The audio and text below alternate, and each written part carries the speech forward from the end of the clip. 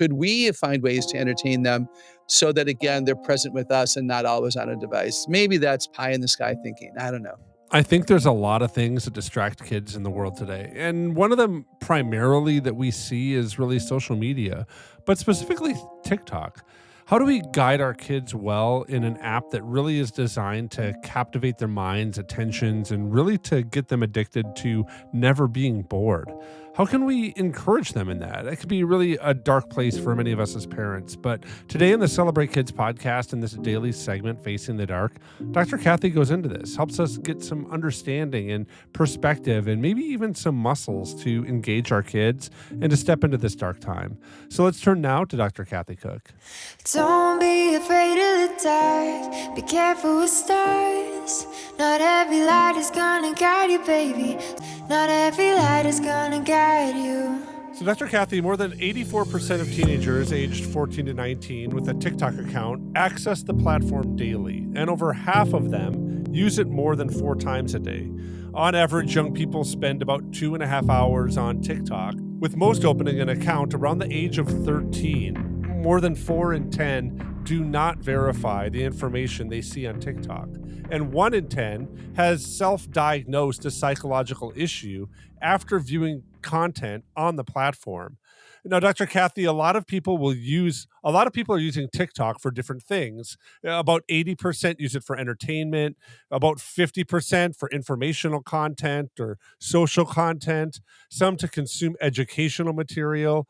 One thing that was interesting about the survey data from the platform TikTok is that over 41% of teenagers don't verify the information that they see on TikTok. Among those, about 84% of the people who do actually verify the information they see on TikTok will cross-check the information inside of Google. And about 43% of the 59% who do verify the information, they believe that TikTok content is largely credible. Dr. Kathy, another thing that's kind of interesting here that I mentioned before is females are way more likely to self-diagnose mental health conditions using TikTok, and males are generally less sensitive to a lot of the psychological content that they see. Teens who spend more time on TikTok are more likely to trust and follow different medical and psychological advice that's found on the platform.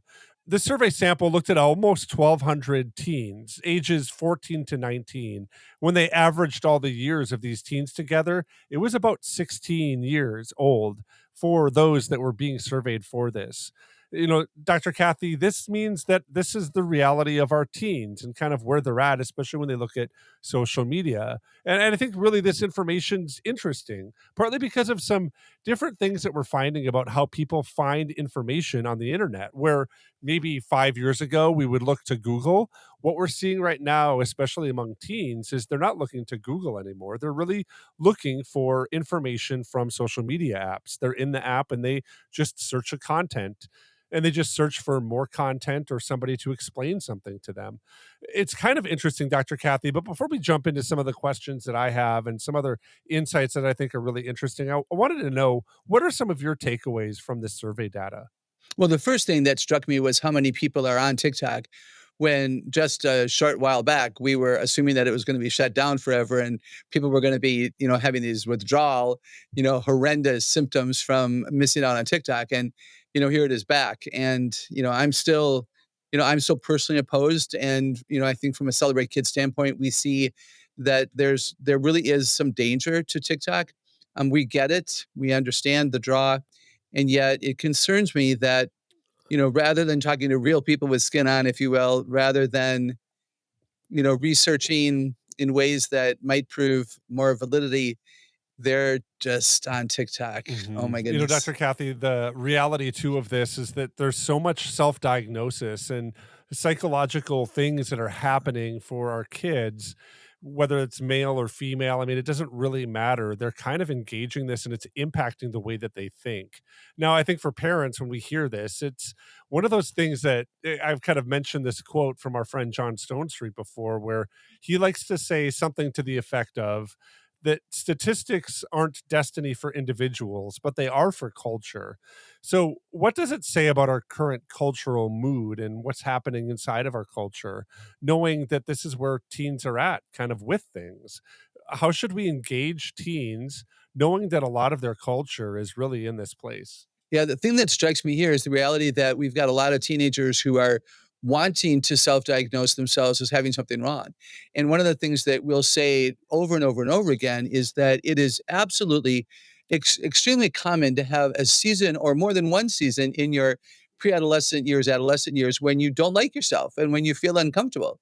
We talk about that in the concept of gender and sexuality because there are young people who are wanting to change their gender because they don't feel comfortable in their own skin when they're 13. Well, let's do a survey. Most 13-year-olds don't feel comfortable in their own skin.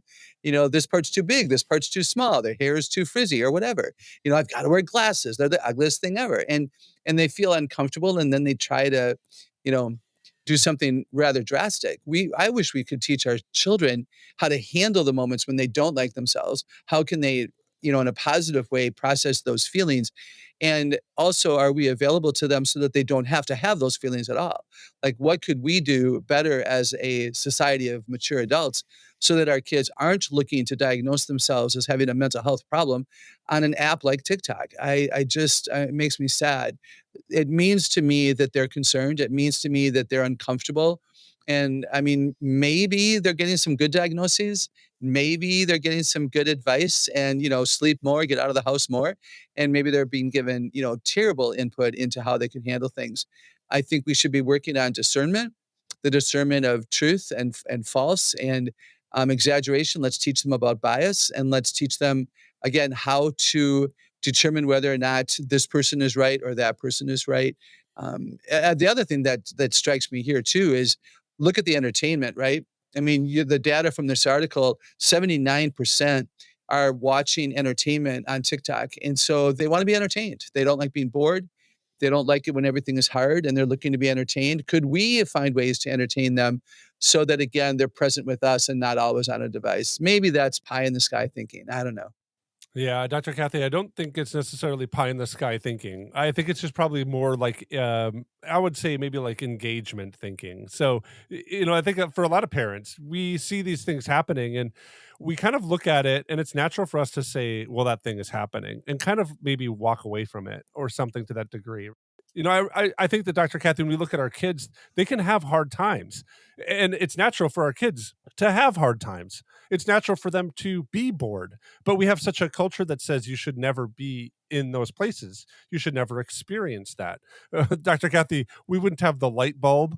We wouldn't have like we wouldn't have the we wouldn't understand the weather patterns or how planetary movement happens if we didn't have boredom, if people weren't bored and imagining and wondering. But I think that so much of these different realities inside of social media apps is they really are designed to make us feel good and they are designed to keep us on them. So much has happened, I think, inside of social media apps and even with AI to really reframe what we think is normal, to make us think that it should be normal for us to have a paper at our fingertips because AI can do it, that we should have an answer for every question that we wonder, and we can just search AI and we could find that resolution. When we look to participate in our kids' lives, I think it's natural for us to look at these different things that are happening in the world and think that they're normal. What should we know about how social media and AI really does attract kids? Really, I think almost in a way that we connect and relate with our own kids. I think we get informed on how we should relate to our kids from these things. We should have everything be energetic and exciting all the time to combat or fight the social media or the AI engagement. Is that what our kids need? How should we really like interact with them knowing that there's these cultural forces that are happening right now? Oh, it's so challenging, right? Because there is a part of me that says that we should be brief and quick, entertaining and fun and funny, engaging, that our topics need to be ones that they care about. I mean, this is what all these social media apps have figured out. They're not stupid, the developers of all of this. So yes, if you want to engage with your grandkids and your kids, what are they willing to engage with? What are they curious about? Where's their angst? What do they care about? and go there and, have conversations, do some reading so that you can ask some questions and, share some insights. And the other part of me feels responsible to say, let's train them to discover that the soundbite isn't as valuable as an entire paragraph, right? Like I can even be caught into the soundbite. I like quotes. I can get caught up into a quote. And yet, what about the paragraph that is undergirding that quote? Like, have we taught young people that there's more to it than that? And that when they get, a greater insight with greater information, there's greater wisdom, greater application, greater truth, if I will. So I think it's a really strong catch-22. Let's do both. Let's engage them where they're at. We were engaged where we were at when we were young. That's what works for us. It'll work for them until, Jesus comes back. That's just the way it is. But we can also be an example of effort and perseverance and diligence. When we care about something, we're willing to go deeper and read an entire book about something, good heavens. You know what Dr. Kathy had to say today reminded me of a passage that comes out of Nehemiah chapter 6, and I'll begin reading at verse 1. When word came to Sanballat, Tobiah, Geshem the Arab, and the rest of the enemies that I had rebuilt the wall, and not a gap was left in it, though up to that point I had not set the doors and the gates, Sanballat and Geshem sent me this message: "Come, let us meet together in one of the villages on the plain of Ono."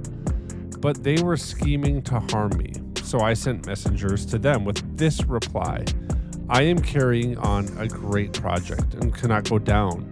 Why should the work stop when I leave it and go down to you?" 4 times they sent me the same message, and each time I gave them the same answer. Nehemiah returned to Jerusalem to rebuild the city's walls after the Babylonian exile. The project faces incredible opposition from local adversaries. Sanballat, Tobiah, and Geshem are some that are named. They attempt to distract and dissuade Nehemiah from really completing the work that God has given him. They invite him to repeatedly, quote-unquote, meet and negotiate, hoping to really end up halting the progress that Nehemiah is making on building the wall. And Nehemiah famously replies that he's doing a great work and he can't go down to them. He recognizes these invitations really as ploys to derail God's plan that God has called Nehemiah to. And by refusing to break his focus, he really completes the wall in what many acknowledge is record time. Distractions like endless videos or trending challenges or things on TikTok may not seem evil on the surface, and yet they erode our capacity and really our kids' capacity to do the great work that God has for us and for them. They stand in the way of our mission, and we too can really say to those distractions, "I can't go down to you." Really, we need to guide our kids to protect their focus on what God has called them to do. Serving, studying, building relationships, sharing God's love. All of those things are things that we look at and say, God has put us on this earth for this moment, in this time, in this place, for these things. Things like TikTok really do distract the kids, but they also can distract us because we might feel too old to engage it, or like it's something that is a new technique of building friendships, and so we don't know how to do it. Today, we want to encourage you. Step into the gap. Be bold, face the dark, and encourage your kids and guide them. Get to know what they're wrestling with and what they're seeing on their screens, and really call them to the work that God has called them to in the same way that Nehemiah has. Give them conviction that these apps are really designed to steal their attention and pull them away from what God is doing in the same way that Nehemiah's friends were pulling him away. I think giving our kids a perspective on all of this, and maybe even a vision of what that looks like, can be a really bright light that can shine and cut through some of the darkness and the uncertainty that they might naturally be feeling but never tell you about. On behalf of Dr. Kathy Cook, my name is Wayne Stender. I want to say thanks for listening to the Celebrate Kids podcast, this daily segment, Facing the Dark. We're looking forward to seeing you here again tomorrow.